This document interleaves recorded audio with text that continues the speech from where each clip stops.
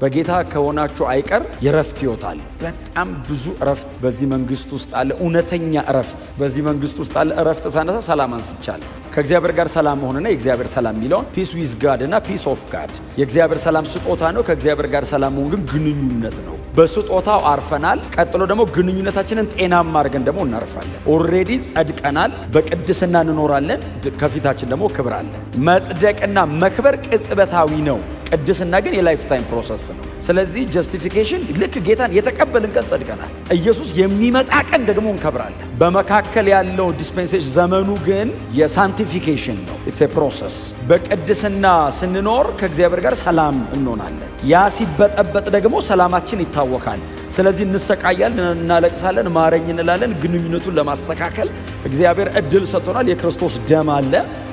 ከላይ ብቻ ሳይሆን ሕሊናችንንም ከሞተ ሥራ ነፃ ያወጣውና እንደገና ደግሞ በሰላም እንቀጥላልና ጌታ ኢየሱስ ክርስቶስ በምድር ላይ 3 ዓመት ተኩል ሲያገለግል ሊሄድ ሲል ከተናገራቸው በጣም አስደናቂ ነገሮች መካከል አንደኛው ስለ ሰላም የተናገረው ነው አይደል? ሰላምን እሰጣቸዋለሁ ሲል አይ ቲንክ እነ ጴጥሮስ በደንብ አሜን ብለዋል። በደንብ አሜን ሲሉ ቆይ ሰላሜን እተውላቸዋለሁ፣ ሰላምን እሰጣቸዋለሁ ትልቅ ሰፊ ቃል ነው። ሰላሜን ግን ብራንድ ኒው ነው፣ የኔ ነው አለ። ሰላሜን አለና እተዋለሁ አለ። ምን ማለት ነው? ይዤዋል ሄድ። እኔ ሲሄድ ሰላም ትቼ እሄዳለሁ። እኔ ሰማይ የምኖርበትን ሰላም እናንተ ቅፍርናሆም፣ ይሁዳ፣ ገሊላ ምናምን ዙሩበት አለና ሰላሜን እተውላቸው። እኔ የምሰጠው ሰላም ዓለም እንደሚሰጠው ምን ማለት ነው? ዓለም ሰላም ትሰጣለች ማለት ነው አይደል? አሁን ዓለም ሰላም የላትም እንዳትሉ። ዓለም የምትሰጠው አይነት ሰላም አለ። ጊዜያዊ ሰላም በገንዘብ በኃጢአት በምን በተለያየ ነገር አሁን ትሰጣለች፣ ግን ጊዜያዊ ነው። ቀጥሎ ኮንዲሽናል። እኔ የምሰጠው ሰላም አለ ዓለም እንደሚሰጠው ምንድነው? አንኮንዲሽናል ነው። ምንም ውስጥ ግባ አይበጠበጥም። አሁን እኔ ሰማይ የምኖርበትን ሰላም መሬት እናንተ ኑሩበት አለ። አሁን ስትጸልዩ አይደለም ያለው እኮ ሰጥቻችሁ ነው የሚሄደው አለ። ስትጸልዩ በዚህ ሰላም ውስጥ ነው እናጸልዩ አለ። የተቀበለውን ሰላም ኤክስፔሪየንስ ማድረግ አለብን። ተሰጥቶ ኢትስ ኦልሬዲ ጊቭን ባይ ዘ ዌይ። ኢየሱስ ሄደ፣ ሲሄደው ትቶት ነው ሄደው። ለዛ ነው እስር ቤት ገብተው ይደሰታሉ፣ ቤተ መንግሥት ቆመው ይደሰታሉ፣ ነገሥታት ፊት ይደሰታሉ፣ ገዳዮቻቸው ፊት አይበጠበጡም፣ እየዘመሩ ነው የሞቱት። አልቲሜትሊ ይህንን ሰላም ኤክስፔሪየንስ ክርስትና እኮ ይሄ ነው። ከሆነ አዳራሽ ወጣችሁ እዚህ አዳራሽ መምጣት አይደለም ክርስትና። ይሄንን ህይወት በክርስቶስ ኢየሱስ ተለማምዶ መኖር መቻል ነው። ዓለምን ማሸነፍ እኮ ይሄ ነው። ሰይጣንን ድል የምትነሱ ታዲያ በምንድን ነው? ሊበጠብጥ ሲመጣ ደጁን ነው። አልገረፏቸውም፣ ገርፏቸዋል። ህመሙን ክደውት ነው ወይ? አልካዱትም፣ በልጠውት ነው። ስላልገረፏቸው አይደለም፣ እየገረፏቸው ደስ ይበላቸው አሉ። ክደው አይደለም፣ ይበልጣል። ውስጥ ባለው ሰላም ነው ደጁን የሚቆጣጠሩት። ተስፋ አለ። ተስፋው የተጠበቀ ነው። ስለዚህ ጥላውን ሲጸልይ አይደለም ተስፋው የሚዘጋጀው፣ ኦልሬዲ የተዘጋጀና የተጠበቀ ነው። አሁን እኛ ነው እየጠበቀን ያለው። ስለዚህ ወደዛ ለመግባት ማንም ከእናንተ መካከል እንዳይጎድል ተጠንቀቁ። በጣም በጥንቃቄ ተራመዱ። እያንዳንዱ እርምጃችሁ፣ ውሳኔያችሁ፣ በህይወታችሁ ላይ የምታልፈውን ነገር በጥንቃቄ አሳልፏት። ለምን? ለዛ ነው የተጠበቃችሁት። መንገድ ላይ በምታገኙት በተለያየ ነገር ህይወታችሁ ደክሞ እንዳትቀሩ።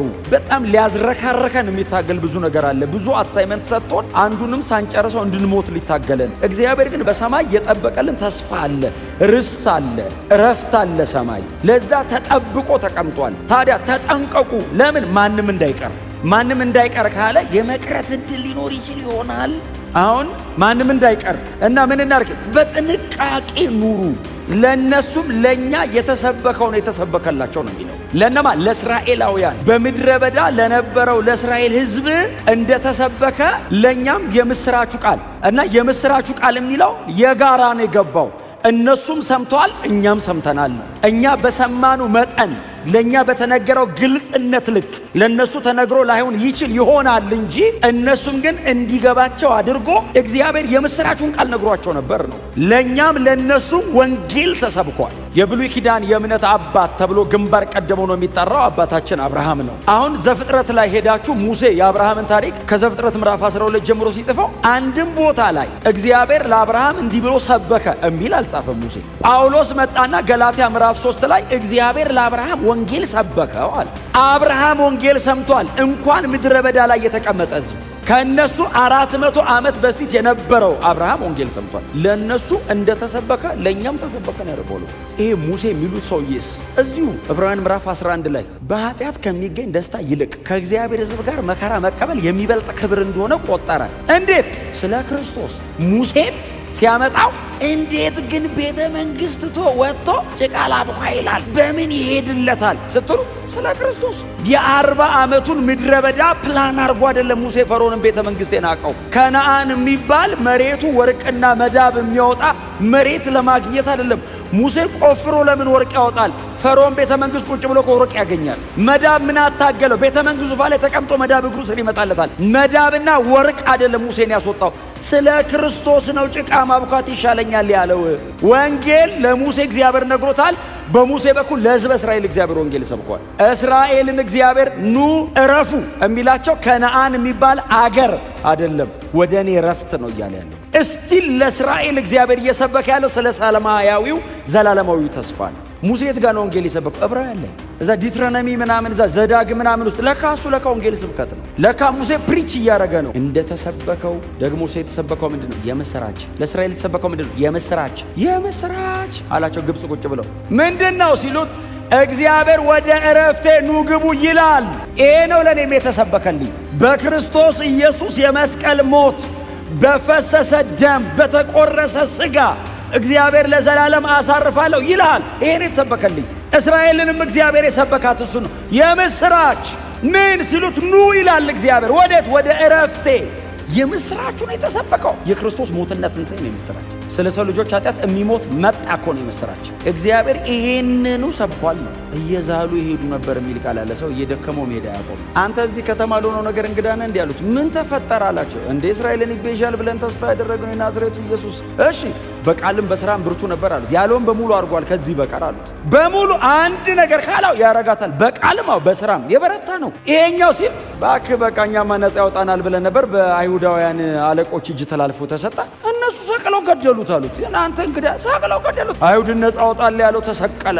ደግሞ እነሱንም የበተናቸው የእነ ማርያም ስብከት ነው። የማርያም ስብከት ነው በዚህ እነ ቀሌዮጳን ባክ እንዲያደርጉ ያደረጋቸው። ማርያም ሮጣ መጣ ተገለጠልን በዛ መቃብሩ አካባቢ ስትል ለእናንተ ላንቺ ከተገለጠ ልክ አይደለም ብለው እና አንዳንድ ሴቶች እዛ መቃብሩ አካባቢ ሄደን የሆነ ራእይ ነገር አየን፣ ነጫጭ የለበሱ ሰዎች ኢየሱስ ተነስቷል አሉን። ተገለጠልኝ ነው የምትይው? በቃ እንዲህ ቀሌዮጳና ተነስ። ወደ ሀገራቸው ሲሄዱ ለካ ተነስቶ እሱ ነው የሚያወራው ከሕግ ከነቢያትና ከመዝሙራት እየጠቀሰ ኢየሱስ ክርስቶስ ሊሞት እንደውም ሊሰቀል ሊሞትና ሊቀበር በሶስተኛውም ቀን ሊነሳ እንደሚገባው ከመጽሐፍት እየጠቀሰ አስረዳ። ምን ማለት ነው? ብሉይ ኪዳን ላይ አለ ማለት ነው። ለእስራኤል የተሰበከ ወንጌል አለ። ከሱ እየጠቀሰ ኢየሱስ ይሰቀል ዘንድ ይገባዋል የሚል አወጣ። ኢየሱስ ራሱ እንግዲህ የመጽሐፉ ባለቤት እሱ ነው። እንደውም አንድ ቦታ ምን ይላል መሰላችሁ? ዓለም ከተፈጠረ ጀምሮ ይህ ሰው እንዳስተማረ ማንም አስተምሮ አያውቅም አሉ ይላል። ለምን? በሙሉ ቃል ነበር የሚያስተምረው። ማይቲ ነው ታውቃለህ። ኢየሱስ በጣም ረጅም አውርቶ እኮ አይደለም የሚያወራው፣ ነገር ግን ብርሃን ነው። ስለዚህ የዚህ ደብዳቤ ጸሐፊ አየህ እውነቱን ነው። ለእነሱ ወንጌል ተሰብኳል፣ የምስራቹ ቃል። ኢየሱስ የምስራቹን ቃል ነገራቸው። ከየት? ከብሉይ ኪዳን ሕግ ማለት የሙሴ መጽሐፍት ናቸው። 5ቱ ኦሪቶች። ነቢያት የሚለው የታሪክ መጽሐፍና የነቢያቱን አጠቃላይ ነው። መዝሙራት የሚለው እነዚህ የቅኔ መጽሐፍት ዘሆል ብሉይ ኪዳንን በአይሁዱ እጅ ላይ 24 በእኛ እጅ ላይ 39 ማለት ነው ያለው ሙሉን ሰብስቦ ጨመቅ 15 ኪሎ ሜትር እነ ጴጥሮስ ተሰብስበው ጴጥሮስና ዮሐንስ ደግሞ ኢየሱስ መቃብር ጋር ሄደው እንደተነሳ አይተው መጥተዋል። በማርያም ስብከት ነው እነሱ ሄዱት። እነዚህ ደግሞ አገራቸው ደርሰው ተመልሰዋል። ገብተው ኢየሱስ ተነስቷል አሉ። ከነ ማርያም ቀጥሎ የተገለጠው ለነሱ ነው። ተነስቷል በምን አወቅ ሲለው አረ መንገዱን 15 ኪሎ ሜትር ሙሉ ሲሰብከን ከዛስ ምግብ ቆርሶ ሲሰጠን አይናችን በራ። ራሱ እኮ ነው አይተነዋል እያሉ እያወሩ በተዘጋ በር ኢየሱስ ገባ። ኢየሱስ በመሃላቸው መጣ። አላንኳኳ እየመጣው ነኝ አላለ። መጣዋል አለ። እንደው በእውነት እንኳን ጥቅስ ሆነ። አላዛርን ኑና ሄደን እናስነሳው ሲል ኢየሱስ ተኝቷል እንቀስቅሰው ሲል ሞቷል ላስነሳው ነው ሲል ወዲያው አይ እኛም ሄደን አብረኑ እንሙት አለ ይላል። ወዲያው ሁለት ነው ተቀል መንታ ነው ሰውዬው። ዲዲሞስ የተባለውም ቶማስ፣ ዮሐንስ ታውቃለ የልብ ሰው ስለሆነ እና ተነስቷል ሲሉት አረ እኔ ካልነካው አላምንም ማይታል እዚህ እንትን የተወጋ ውስጥ ማስገባት አለብኝ እንጂ። ከዛ ቶማስ ባለበት ኢየሱስ መጣ። ቶማስ ኢየሱስ ተነስቷል አይደለም ያለው እንደነሱ ጌታዬ አምላኬ። እምነቱን ነው ስቴትመንት። ማንም በዚህ መንገድ ጠርቶት አያውቅም። ወንጌል የመስማት እድል ማግኘት በጣም ትልቅ ነው። የሰማነውን ግን ወንጌል የሰማነውን ይሄንን የዘላለም ሕይወት የሚያስገኝ ወንጌል ስለ ዘላለም እረፍት የተሰጠውን ተስፋ ሰው ሰምቶ ካላመነ ግን አይጠቅምህም። መስማት ብቻውን በቂ አይደለም። በእምነት ከኔ ጋር መዋሃድ አለበት። ሰምተው ቸርች ውስጥ ኖረው በእምነት ግን ስላላዋሃዱት መጨረሻ ላይ ጌታ ኢየሱስ ክርስቶስ እኮ አላወቅኳቸውም ያላቸው ሰዎች አሉ። ስም ስልጣን ነው። ስም ማንነት። በስም ተጠቅመን በኢየሱስ ክርስቶስ ስም እያልን አጋንንት ስናወጣ፣ ተአምር ስናደርግ፣ ትንቢት ስንናገር ነበር አልነበረምን? ጌታ ሆይ ረሳኸው እንዴ? በአንተ ስም ነበር እኮ ስናደርግ የነበረው ሲሉት፣ ቀጥሎ ቁጥር 23 ምንድን ነው የሚለው? በዚያን ጊዜ ከቶ አላወቅኳችሁም ነው የሚለው። አላቃችሁም አይደለም የሚለው። አላውቃችሁም አይደለም። አላወቅኳችሁም አለ። ምን ማለት መሰለ? እስኪ አስታውሰኝ ሲል እግዚአብሔር የሰማነው ቃል ሕይወት መሆን አለበት። በስሙ ብዙ ነገር አድርገናል ሲሉት አላወቅኳችሁም። እነማን ናችሁ? አላመናችሁብኝም እኮ ሩም አለው ማለት ነው። ስለዚህ በጥንቃቄ መዳንን እንድትፈጽም ማለት ነው። አንዳንድ ለብዙ ነገር አርነት የሚሰጡንን ትምህርቶች ከጭንቅላታችሁ ፈጽማችሁ ማውጣት አለባችሁ። ለምን መሰለህ? ይመቻላ፣ ይስማማሃል። ምን ችግር አለው? ያንን እያደረገ እከሌኮ ተሳክቶለታል ይላል። ስኬት መሬት ነው እንዴ? መኪና መንዳት ነው እንዴ ስኬት? ቆንጆ ቤት ውስጥ ገንብተህ መኖር ነው እንዴ ስኬት? ህንፃ መስራት ነው እንዴ ስኬት? አይደለም። በጌታ ያልሆነ እግዚአብሔር የለም የሚል ሰው ህንፃ ሰርቷል። እሱ ነው እንዴ ስኬት? ስልጣን ነው እንዴ? ገንዘብ ነው እንዴ? በጣም ህዝብ ሁሉ ተሰብስበው ስላለ ነው ስኬት? እሱ ስኬት አይደለም፣ እንደው ሞት ነው። ስኬት ሰማይ ነው። ስኬት ዘላለም ነው። ስኬት እግዚአብሔር ተሳክቶላል ሲል ነው። አባቶቻችን ጳውሎስ ተሳክቶለታል እምለው በነበረበት ዘመን ማን ነው ጳውሎስን የሚያደንቀው? ማንም አያደንቀውም። ከ2000 ዓመት በኋላ እኔ ነኝ የማደንቀው። ታዲያ ምንድነው ጳውሎስ ይሳካል? ሰማይ ስንሄድ እንደምናገኘው ብቻ አይደለም፣ ፊቱ እቆማለሁ አለ። የክብርን አክሊል እቀበላለሁ አለ። የኔን ትቼለታለሁ፣ እሱ የራሱን ይሰጠኛል። በእኔ ዕድሜ እሱ ገብቶ እየኖረ ነው አለ። እንዳይመስል ካሪዝማቲክ የሆነ ነገር ሁልጊዜ በጣም ሴንሲቲቭ ነው። በህይወት ካልተደገፈ በቀር ይኸውልህ፣ ህይወት ከሌለበት ካሪዝማቲክ ዊችክራፍት ሊሆን ይችላል። ይኸው ጌታ ኢየሱስ ክርስቶስ እንግዲህ ቃል በቃል እዛ ለተሰበሰበ ህዝብ ነው ያወራው። ለተሰበሰበ ህዝብ በስልጣን ትሉኛላችሁ፣ እኔስ አላወቅኳችሁም እላችኋለሁ አለ። መቼ? ሰማይ አባቴ ፊት። አየህ፣ አብ ጀስት ነው፣ ጻድቅ ነው። እንዲህ ቤንድ አያረግም አብ። ወልድስ እኔን ለማዳን ወርዷል፣ የሚከፈለውን በሙሉ ከፍሏል፣ ኑር ብሎ ነው ሄደው። መንፈስ ቅዱስስ ኢየሱስ የሰጠኝን ኃላፊነት እንድፈጽም በእኔ አድሯል። እናንተም ከአንተ ጋር አብረን በልተናል። ምን ማለት እንደሆነ ታውቃለህ? ከአንተ ጋር አብረን በልተናል ማለት የኢንካርኔሽን ምስክር ነኝ ማለት። አብሬ ምግብ በልቻለሁ ማለት ሰውን አውቃለሁ። ሂስቶሪካሊ ኢየሱስ መሬት ላይ ሲኖር ያውቁታል ማለት ነው። በአደባባያችንም አስተምርሃል።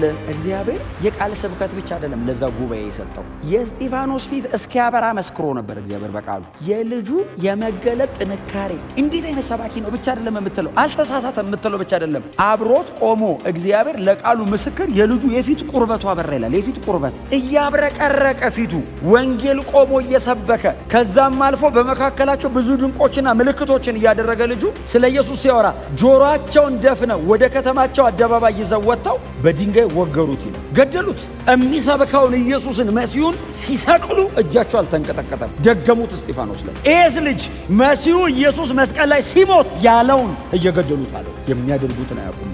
ኢየሱስን የሰቀለ ሕዝብ ነው የሰቀለው እስጢፋኖስን። ያው ኮንግሪጌሽን ነው። ልጁስ ኢየሱስ ያላትን ራሷን አላት። የሚያደርጉትን አያውቁምና ሰምተዋል። 60 ቁጥር ነው የሰሙት። ከአብርሃም እስከ ኢየሱስ ነው የሰበከው ልጁ። በእስጢፋኖስ መጠን ምናልባት የሰበከ ሰው ከፈለጋችሁ ጳውሎስ ሐዋርያት ሥራ ምዕራፍ 26 ላይ ነው። ከዛ ውጪ ተሰብኮ አያውቅም። በዚህ ልክ እግዚአብሔር ቃል ማይቲ ነው። ብርሃኑ፣ ጥንካሬው፣ ቦልድነሱ፣ እርግጠኝነቱ፣ የመለኮት አብሮነት በዚህ መጠን የእግዚአብሔር ቃል እየተሰበከ እምቢ። ያቺ በጣም ዝነኛዋ ሴት ደም ይፈሳት ነበር ያላት ሴት አሁን እኛ እኮ ቀሚሱን ነክታ ተፈወሰችን ስለምናስብ ነው እንጂ ወደ ላይ ትንሽ ቁጥር ከፍ ብላችሁ ብታነቡ ስለ እርሱ ሰምታ ይልቃል። ማን ነው? የናዝሬቱ ኢየሱስ። ምንድን ነው? የእግዚአብሔር ልጅ ነው ብለው ሰበኳት። ስትሰማ እና እሱ ነው የመጣው አሏት። እሷ ለፈውሷ ብቻ አይደለም የሄደችው። ኢየሱስ ከተፈወሰች በኋላ ሲያገኛት ልጄ ሆይ አላት እና ልጄ ሆይ ስላት አባት ሕፃን ልጁን አቅፎ ትሪት በሚያደርግበት መንገድ ትሪት ያደርጋት።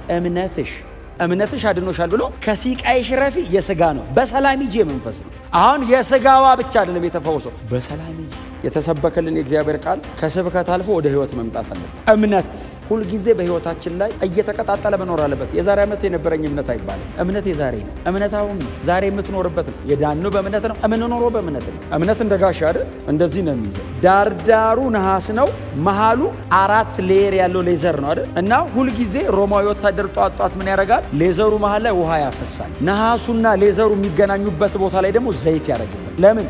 ደርቆ እንዳይቆረጥና እንዳይወድቅ። በሚቀጥለው ቀን ጦርነት አለ ከተባለ ከፊት ለፊት ካለው ከጠላቱ የሚወረወረበት ፍላጻ እሳት ያዘለ ነው። እሳት ያዘለ ፍላጻ አየር ላይ የተንበለበለ ሲመጣ አይደል? የክፉን ፍላጻ ታጠፉ ዘንድ እንዲቻላችሁ ነው የሚለው። ታጠፉ ዘንድ ማለት እሳት አዝሎ ነው ይመጣው። እርጥብ ከሆነ ጋሻው በመጣበት ሰዓት እሳቱ ጋሻው ላይ ሲፈነዳ ጋሻው እርጥብ ስለሆነ ደረቅ ከሆነስ ይነዳል። በየቀኑ ይሄንን ካላደረገ የሆነ ቀን ይሞታል ሰውየው። ለዚህ ነው ጳውሎስ እምነታው ዛሬ ነው፣ እምነታው አሁንም የምኖርበት ነው። የተሰበከልኝ የዛሬ 10 ዓመት 15 ዓመት አካባቢ የተሰበከልኝ ጊዜ ስለ ተስፋ ሰምቼ፣ ዛሬ ግን በሌላ መንገድ አልኖርም። ዛሬም የምኖረው በዛ ተስፋ ነው። በዚህ መንገድ ነው አባቶቻችን የኖሩት የጨረሱት።